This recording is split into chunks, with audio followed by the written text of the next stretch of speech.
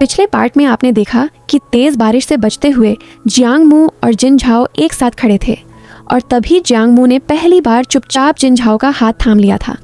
लेकिन उस रात के बाद दोनों के बीच की दूरी पहले जैसी नहीं रहने वाली थी।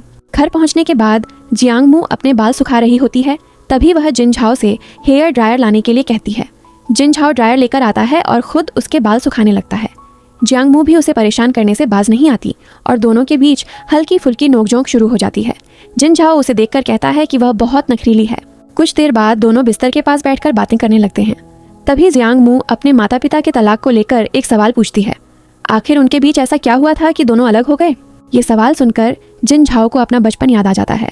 उसे याद आता है कि उसके पिता जिन चांग ने उसकी माँ जियांग यिंगहान के पसंदीदा गमलों को तोड़ दिया था। सबसे ज्यादा तकलीफ इस बात की थी कि उन्होंने कभी अपनी गलती के लिए माफी तक नहीं मांगी।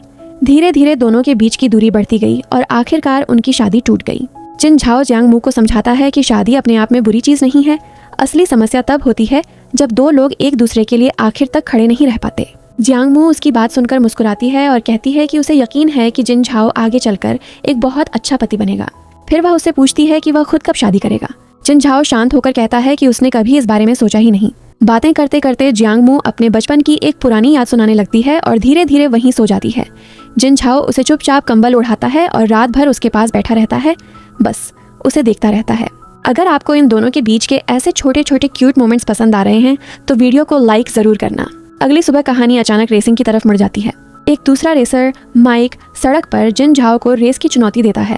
इस बार शर्त भी साधारण नहीं होती। जो पहले एंटरटेनमेंट सेंटर पहुंचेगा वही जियांग मू के साथ जश्न मनाएगा और जो हार जाएगा उसे जियांग मू की जिंदगी से दूर रहना होगा। इसके बाद दोनों अपनी स्पोर्ट्स कार लेकर सड़क पर निकल पड़ते हैं और खतरनाक रेस शुरू हो जाती है। रेस के दौरान दोनों हेडफोन पर कार की तकनीक को लेकर बहस करते रहते हैं। टर्बो बूस्ट, सस्पेंशन और रोटरी इंजन से लेकर कार के अलग अलग पार्ट्स तक।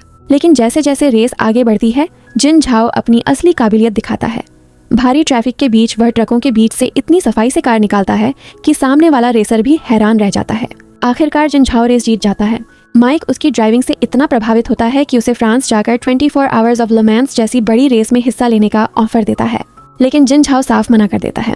वह कहता है कि अब वह रेसिंग छोड़ने वाला है। इसके बाद दोनों एंटरटेनमेंट सेंटर पहुंचते हैं जहां एक चैरिटी कॉन्सर्ट चल रहा होता है और जियांग मू उसका इंतजार कर रही होती है। जैसे ही जियांग मू जिन झाओ को वहां देखती है वह स्टेज पर चली जाती है और उसके लिए एक रोमांटिक गाना गाती है, the moon represents my heart. गाना खत्म होने के बाद दोनों वहां से निकलकर समुद्र किनारे पहुंचते हैं। रात का आसमान, सामने समुद्र और ऊपर चमकता हुआ चांद। जियांग मू चांद की तरफ देखकर अपनी नए साल की विश बताती है। वह कहती है कि उसने जिसके लिए अभी गाना गाया है काश वह इंसान उसके दिल की बात समझ जाए और उसे जिंदगी भर अपना चांद बनाकर रखे। तभी आसमान में टूटते तारों की बारिश शुरू हो जाती है। जियांग मू धीरे से अपना सिर जिन झाओ के कंधे पर रख देती है और वहीं सो जाती है। जिन झाओ उसे देखकर मुस्कुराता है और धीरे से कहता है, झाओ और मू कभी अलग नहीं होंगे। समुद्र की लहरें उनके पैरों को छूती रहती हैं और दोनों के कदमों के निशान रेत पर बनते चले जाते हैं।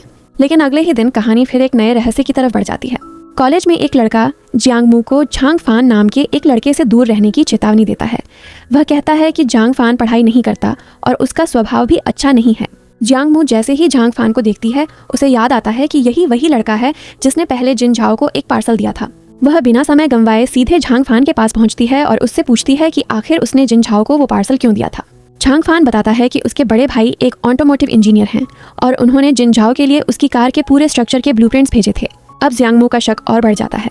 रात होते ही वह गैराज पहुंचती है और वहां देखती है कि जिन झाओ उन्हीं ब्लूप्रिंट्स को बेहद ध्यान से देख रहा है। जियांग मू उससे पूछती है कि इन डिजाइनों का क्या मतलब है। जिन झाओ ज्यादा कुछ नहीं बताता, बस इतना कहता है कि उसे काम के सिलसिले में अगले दिन बाहर जाना पड़ेगा। लेकिन सवाल अब ये था कि आखिर जिन झाओ किस काम के लिए बाहर जाने वाला था और इन कार के ब्लूप्रिंट्स का उसके पुराने रेसिंग करियर से क्या कनेक्शन था। यहीं से कहानी एक नए और खतरनाक मोड़ की तरफ बढ़ने लगती है। अगले दिन कॉलेज में जियांग मू के पास उसकी क्लास का एक लड़का आता है और उसे एक पुराने रेसर के बारे में बताता है।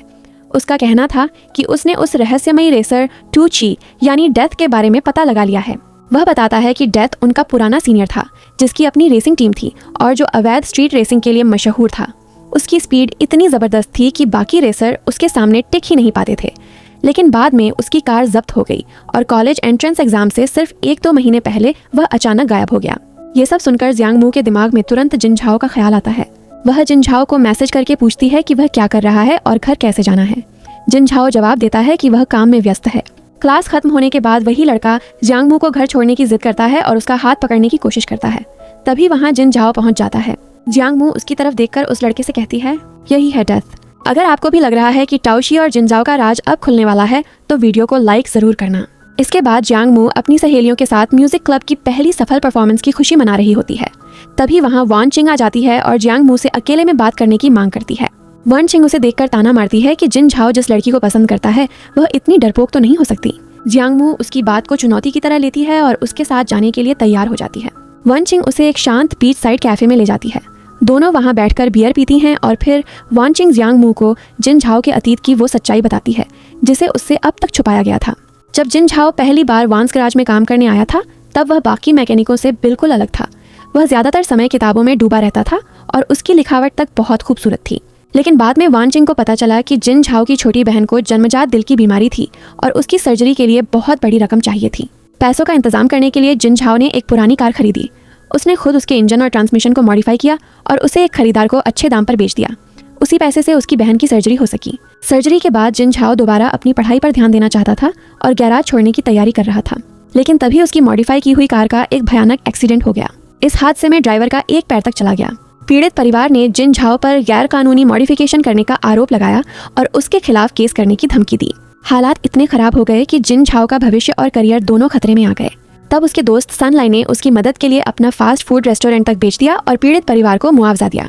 लेकिन असली सच्चाई इससे भी ज्यादा दर्दनाक थी। कार के सेंसर से छेड़छाड़ वास्तव में वान डायोंग और वान गैराज के लोगों ने की थी। अपने गैराज का नाम बचाने के लिए उन्होंने पूरा दोष जिन झाओ पर डाल दिया और इसके बाद जिन झाओ ने खुद को ही दोषी मानकर 3 साल तक बिना रुके गैराज में सबसे मुश्किल काम किए, जैसे वह खुद को सजा दे रहा हो। ये सब सुनते सुनते जियांग मू की आंखों से आंसू निकलने लगते हैं। उसे एहसास होता है कि जिन झाओ ने इतने सालों तक कितना कुछ अकेले सहा था और उस वक्त वह उसके साथ नहीं थी। दुख में जियांग मू बहुत ज्यादा शराब पी लेती है और टेबल पर सिर रखकर सो जाती है। कुछ देर बाद जिन झाओ वहाँ पहुँचता है। वह जियांग मू को संभालता है और अपनी गोद में उठाकर अपने कमरे में ले आता है। पीछे से नशे में वान चिंग भी चिल्लाकर कहती है कि इस सब के लिए उसके पिता और गैराज के लोग जिम्मेदार थे। जिन झाओ जियांग मू को सोफे पर लिटाता है और उसे शहद वाला पानी पिलाता है। नशे की हालत में जियांग मू अचानक उसे गले लगा लेती है। आंसुओं के साथ वह कहती है, मैं अब बड़ी हो गई हूँ, मैं वापस आ गई हूँ और अब तुम्हें कभी छोड़कर नहीं जाऊंगी। फिर वह जिन झाओ से पूछती है कि क्या वह वन चिंग को पसंद करता है। इस सवाल पर जिन झाओ की धड़कनें तेज हो जाती हैं और दोनों के बीच एक बेहद भावुक और करीब वाला पल बन जाता है। बाद में रात में जिन झाओ बाहर सनलाई के साथ बैठकर बियर पी रहा होता है। सनलाई बताता है कि वान चिंग भी नशे में वहाँ आई थी और उसने जियांग मू को जिन झाओ के पुराने दिनों की सारी सच्चाई बता दी है। फिर सनलाई जियांग मू की खूबसूरती और उसकी मासूमियत की तारीफ करते हुए जिन झाओ से पूछता है कि क्या उसने कभी जियांग मू को अपनी गर्लफ्रेंड बनाने के बारे में सोचा है। जिन झाओ पास लगे बोगनवेलिया के फूल को छूता है और मुस्कुराते हुए कहता है, उसे मेरे दिल में जगह बनाने की जरूरत नहीं है, वो तो हमेशा से ही मेरे दिल में है। दूसरी तरफ वान चिंग को हेजंग संभाल रहा होता है। नशे में वान चिंग आखिरकार जिन झाओ के लिए अपने लंबे समय से छुपे एक तरफा प्यार का इजहार कर देती है। हेजंग खुद वन चिंग को पसंद करता है लेकिन उसकी बातें सुनकर भी कुछ नहीं कहता और चुपचाप अपना दर्द शराब में दबाता रहता है। फिर नया साल आता है। घर पर चाची और चाचा रिश्तेदारों के यहाँ जाने की तैयारी कर रहे होते हैं। चाची जियांग मू को नए साल का रेड एनवेलप देती हैं, लेकिन जियांग मू उनके साथ जाने के बजाय जिन झाओ के साथ नया साल मनाने का फैसला करती है। वह बारिश में भीगती हुई सीधे गैराज पहुंच जाती है जहां जिन झाओ और बाकी लड़के हॉट पॉट पार्टी कर रहे होते हैं। जिन झाओ उसे भीगा हुआ देखकर प्यार से तौलिए से उसके बाल सुखाने लगता है। फिर उसके ठंडे हाथों को गर्म करने के लिए अपने हाथों से अपनी जेब में रख लेता है। तभी जियांग मू का हाथ उसकी जेब में मौजूद एक लकड़ी के कीचेन से टकराता है। वह उसे निकाल कर देखती है। उस पर लिखा होता है yearning day and night, यानी दिन रात तुम्हारी याद। जियांग मू उस कीचेन को देखकर समझ जाती है कि जिन झाओ ने इतने सालों में उसे कभी भुलाया ही नहीं था और शायद जिन झाओ के दिल में उसके लिए जो एहसास थे वो जियांग मू की सोच से कहीं ज्यादा गहरे थे। लेकिन अब सवाल ये था कि जिन झाओ जिस काम के लिए बाहर जाने वाला था उसका इन ब्लूप्रिंट्स और उसके पुराने रेसिंग अतीत से क्या संबंध था। ये राज अभी बाकी था। अगर आपको जानना है कि जिन झाओ आखिर किस मिशन के लिए बाहर जाने वाला है तो पार्ट 7 मिस मत करना और ऐसी ही सी ड्रामा हिंदी एक्सप्लेन वीडियोस के लिए सब्सक्राइब जरूर कर लेना।